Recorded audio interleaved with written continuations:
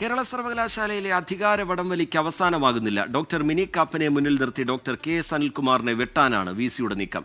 VC-യുടെ നിർദ്ദേശപ്രകാരം registrar in charge എന്ന നിലയ്ക്ക് മിനി കാപ്പൻ അക്കാഡമിക് കൗൺസിൽ യോഗം വിളിച്ചു.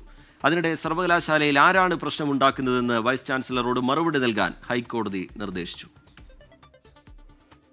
രജിസ്ട്രാർ ഡോക്ടർ KS അനിൽകുമാറിനെതിരെയുള്ള പുതിയ നീക്കത്തിന് വൈസ് ചാൻസലർ മോഹനൻ കുന്നുമലിന് മിനി കാപ്പന്റെ പിന്തുണയും.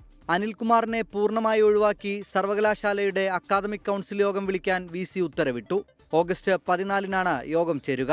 രജിസ്ട്രാറുടെ ചുമതല വഹിക്കുന്നു എന്ന് പറയുന്ന ഡോക്ടർ മിനി കാപ്പൻ വഴി എല്ലാ അംഗങ്ങൾക്കും നോട്ടീസ് അയച്ചിട്ടുണ്ട്. മിനി കാപ്പൻ ഇറക്കിയ ഉത്തരവിൽ രജിസ്ട്രാർ ഡോക്ടർ KS അനിൽകുമാർ നടപടി സ്വീകരിക്കുമെന്നും സിൻഡിക്കേറ്റ്. അത് രജിസ്ട്രാർ നിയമപരമായി അതുമായി ബന്ധപ്പെട്ടുള്ള നടപടി സ്വീകരിക്കുമെന്നാണ് ഞങ്ങൾ പ്രതീക്ഷിക്കുന്നത്. ആണല്ലോ ഔദ്യോഗികമായ പിന്നെ സർവകലാശാലയുടെ രജിസ്ട്രാർ ഡോക്ടർ KS അനിൽകുമാറാണ്. അക്കാഡമിക് കൗൺസിൽ അറിയിപ്പ് പോകേണ്ടതിൻ്റെ ഔദ്യോഗിക ഫയല് ഡിസ്കസ് എന്ന് പറഞ്ഞ് VC വിട്ടിരിക്കുകയാണ്.